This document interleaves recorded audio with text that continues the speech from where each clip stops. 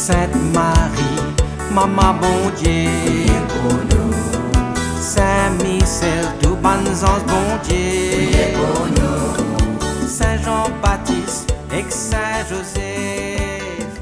priez pour nous, priez pour nous. Bonjour, tous bonnes frères, bonnes sœurs, mauriciens, mauriciennes, d'ici et d'ailleurs. Merci de venir rejoindre nous dans ce programme Un Saint chaque jour. Dans ce programme-là, nous avons l'occasion de faire connaissance un peu avec bonnes saints, bonnes saintes qui l'Église invite nous pour célébrer chaque jour. Et aussi des autres. Priez pour nous familles. Aujourd'hui, 20 août, l'Église invite nous pour célébrer mémoire Saint Bernard, patron ban apiculteur, patron ban moine cistercien, patron ban alpiniste, ban prédicateur, ban étudiant en théologie, patron ban cœur enflammé par l'amour divin. Il est invoqué pour lutter contre ban tentation, pour obtenir une direction spirituelle solide et pour gagner un courage, un zèle missionnaire. Donc aujourd'hui, nous profitons de l'occasion aussi pour saluer ban Bernard, ban Bernardo, ban Bernhard, ban Barney, ban Bernadette et ban Bernard. Essayez imagine un homme, visage un petit peu maigri, habillé en blanc, un regard brûlant avec beaucoup d'intensité quand même. Il a pu prêcher en 1146 devant la foule qui a pu une paquet à paz, devant un ban seigneur, un noble, une nobilité qui m'a dit pas tu connais qu'on peut aller. Et il lève sa voix et criait que les armes des chrétiens brillent, non pour la vengeance, mais pour la paix du Christ. Donc voilà ce qu'il a pu crier. Que les armes des chrétiens brillent, non pour la vengeance, mais pour la paix du Christ. Ce jour-là, Saint Bernard de Clairvaux, il lance un appel pour une deuxième croisade, c'est-à-dire une deuxième expédition militaire en Terre Sainte.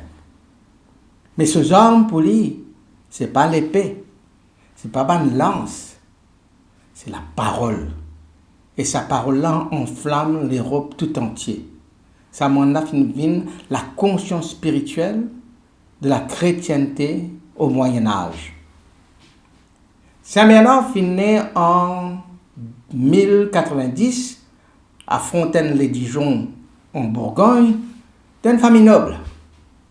Il grandit dans une société féodale en pleine transformation, marquée par un conflit entre le pouvoir spirituel et le pouvoir temporel, par un renouveau monastique, et puis la chrétienté peut monter au Moyen-Âge. Voilà l'époque dans laquelle il avait grandi.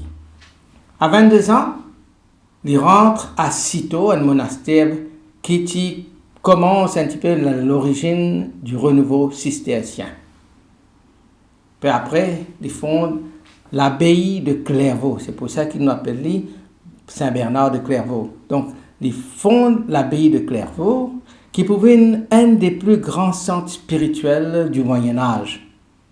Il est mort en 1153 à Clairvaux, canonisé en 1174 et proclamé docteur de l'Église en 1830 par Pie VIII, le pape Pie VIII. Bernard, c'était quelqu'un de brillamment intelligent. C'était un intellectuel brillant, très intelligent, brillant. Et il lutte contre l'orgueil spirituel.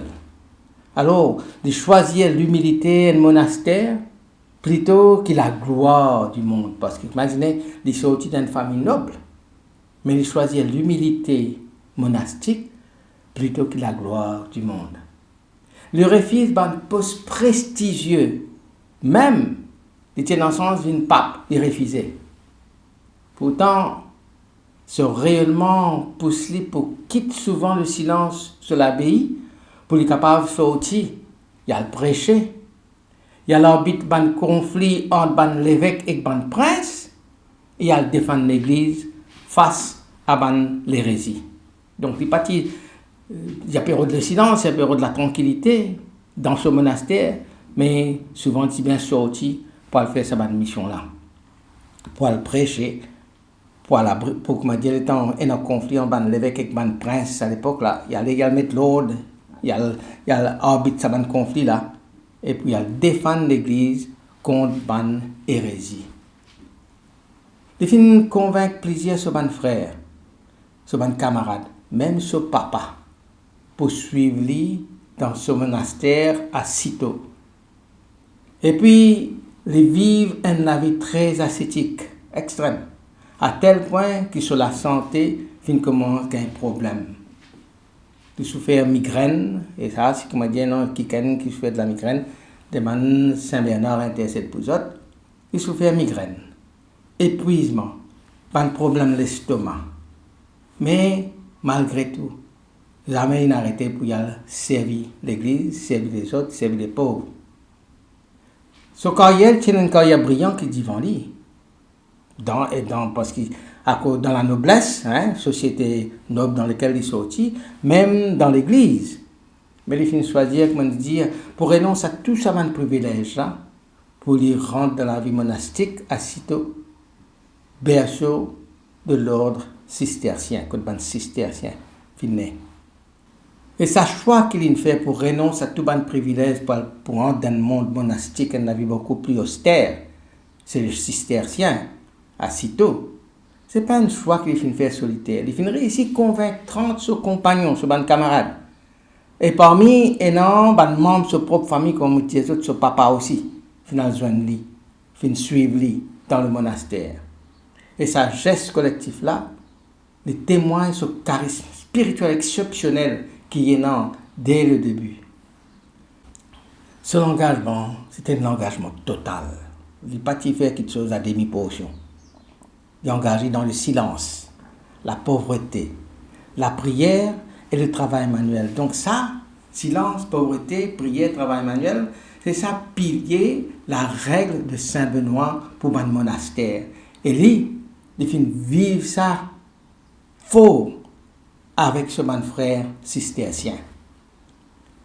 Un petit peu après, en 1115, il fonde l'abbaye de Clairvaux, qui pouvait justement, comme je disais, un centre spirituel majeur. Sous sa direction, Clairvaux finit faire encore 67 fondations et qui montrent justement rayonnement immense qui Saint-Bernard est dans à cette époque-là. Et à cette époque, quand l'Église est en pleine réforme, c'est dans la réforme grégorienne, c'est dans un retour à la vie évangélique simple et un idéal partagé. Saint-Bernard lui incarne une aspiration avec une intensité très rare pour vivre pleinement pour Dieu, avec Dieu et pour les pauvres, dans le silence, la prière, la pauvreté et le travail manuel. Les temps, ils fondent Clairvaux. Et ça, c'est la tradition qui raconte comme un des miracles qui finit arrivé. Et quand il y a pu fondre Clairvaux, monastère de Clairvaux, ben moine qui souffrait souvent manque de l'eau. Et ça, c'était un obstacle majeur à la vie communautaire, si vous pouvez demander l'eau, que manière pour vivre en communauté. Alors Bernard, dans un geste de foi, pareil comme Moïse il fait dans le désert, il prend ce bâton, il tape le sol avec ce bâton, et le temps il finit prier, à l'un de la chose qui finit sortir. Et ça, la chose, ça, encore pécoulé jusqu'à aujourd'hui. Et finit un symbole puissant. Il paraît comme Saint Jean dit dans Saint Jean chapitre 4, verset 14, et spirituellement, il évoque le Christ comme source de vivre. Christ, source de vivre. Symboliquement, il manifeste aussi la foi qui ouvre un chemin dans un désert de l'existence. Ça veut dire qu'on nous donne sorti nous sec, pas qu'on est pour faire la foi ouvert un chemin pour nous. Tel pareil comme dans le désert Moïse nous donne de l'eau. Le Christ lui-même c'est la source de vivre et nous donne une difficulté. Sagesse de Saint Bernard de Clairvaux, étant il frappe le sol pour faire de l'eau jaillir, et symboliquement manifester ça la foi qui ouvert un chemin pour nous dans nos désirs personnels de nous l'existence. Plusieurs récits racontent aussi que Saint Bernard d'étant les déplacés pour y aller dans ce ban faire ce ban mission, beaucoup malades finissent guéris par la prière ou par le simple regard qu'ils posent aux autres. Ban aveugle fin trouve cette vue, ban paralytique fin commence à marcher, ban possédé fin libéré. Mais Saint Bernard toujours refuse toute glorification personnelle. Ça m'a dit attribuer ça ban miracle là comme comment dire c'est lui qui peut faire ça. Il finit toujours insister sur le fait qu'il ban miracle. C'est une œuvre de la miséricorde de Dieu, miséricorde divine, non pas sa propre puissance. De t'y méfier de la fascination pour le merveilleux, elle préfère oriente nous et oriente ce propre cœur vers Dieu. Saint Bernard reste aujourd'hui pour nous ban contemporains un modèle pour plusieurs d'entre nous et dans plusieurs aspects. Première affaire, mettre l'amour du Christ en premier. Il enseigne que toute action chrétienne, les biens découle de l'amour profond et personnel qui nous est là pour le Christ, non, comment dire, nous fait par un simple devoir, ou bien nous fait comme un activisme vide, mais que toute l'action, tout petit geste qui nous fait, il sortit d'un amour profond et personnel pour le Christ. Pour lui, la prière et la contemplation, ce n'est pas une fuite du monde, mais c'est la source de transformation intérieure qui pour irrigue nous bonne l'action, qui pour arrose nous bonne l'action. Quand nous rentrons dans le monastère, pour nous prier, nous rentrons dans la contemplation, nous ne pas fuir le monde, mais nous pouvons boire à la source qui pour transformer intérieurement nous-mêmes et qui pour, dans le sens, arrose nous bonne l'action pour l'Église, pour le peuple de Dieu. Il y a un modèle d'un moine actif. Tout le temps, nous disons un moine de bien rester dans notre monastère. Mais il y a un modèle, un moine actif, engagé dans les affaires de l'Église, mais tout en restant enraciné dans la vie spirituelle. Sur l'action extérieure, par exemple, à régler le conflit entre les princes, etc., à prêcher ailleurs. Tout ça, il n'est pas, comment dire, déracine de la vie spirituelle, au contraire. C'est dans la source spirituelle-là qu'il gagne la force pour y aller engager dans l'action extérieure. Les critiques, une théologie purement intellectuelle qui est détachée de la vie. N'est pas capable, en cause, bon Dieu, seulement avec l'intelligence, avec nous, la tête, mais nous sommes capables aussi enraciner nous bonnes paroles qui nous disent pour bon Dieu, sur Dieu, quand nous annonçons, il est enraciné dans nous la vie. Il appelle à une connaissance de Dieu par l'amour. Mais une théologie, non pas seulement du livre, mais une théologie qui nous vive, une théologie incarnée dans nous la vie et dans la vie des autres. Dans un sens, ce que Saint Bernard peut prôner, c'est comment dire une union, un mariage, nous la vie intérieure enracinée dans la prière dans Dieu et en même temps un vécu, un agir en harmonie avec la vie intérieure là. C'est-à-dire qu'il n'y a aucun divorce entre nous la vie spirituelle et nous la vie sociale. Nous avons action, nous avons acte, disons, qui montraient une spiritualité profonde, nos relations avec Dieu, mais aussi nous avons acte extérieur qui montraient justement ce rayonnement de la vie de Dieu là dans les autres et dans nous.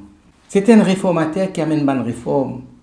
Non pas parce qu'il est capable de faire, mais c'est une bonne réforme qui jamais compromettre sur la foi, qui est toujours animée par la charité, par l'amour. En résumé, Saint Bernard, c'est un pont entre le mystique et l'action, entre la rigueur, rigidité et la tendresse, entre silence et parole prophétique. Les trois paroles qui finissent nous et qui aujourd'hui encore nous capables de méditer, riches de profondeur spirituelle, de vous dire, Jésus, c'est lui-même du miel dans la bouche. C'est une mélodie dans nos oreilles. C'est une jubilation dans nos cœurs. Jésus est le miel dans la bouche. le chant dans l'oreille, jubilation au cœur. C'est une image qui fait rappel à nos sens sensoriels, faux, nos goûts, nous tender, et puis nous jubiler, nous sentir ça va fait là. Mais une image sensorielle faute pour exprimer la douceur et la plénitude de nos relations avec le Christ. Je vous dire aussi, celui qui n'a pas goûté l'amour du Christ, c'est un mort vivant. Très fort, sa parole-là. Celui qui ne goûte pas à l'amour du Christ est un mort vivant. Une parole radicale qui souligne que la vie véritable n'est pas exister sans l'amour divin. Je peux dire aussi, il est plus utile à l'Église un saint qu'un docteur. C'est une critique implicite d'un intellectualisme, comment dire, stérile. Nous servons l'intelligence, nous servons la tête, mais pas pour aucun fruit. Alors que la sainteté que nous vivons, il y a plus de poids que la seule intellectualisme. Et puis, pour dire, l'âme qui compte en Marie, jamais pour périr. L'âme qui compte en Marie, jamais pour mourir. Témoignage de sa profonde dévotion à Marie. Et sa dévotion mariale-là pour influence durablement la piété chrétienne. Alors à nous prier, Saint Bernard. Saint Bernard, une flamme ardente de l'amour du Christ. Toi, humble moine et prédicateur courageux, audacieux.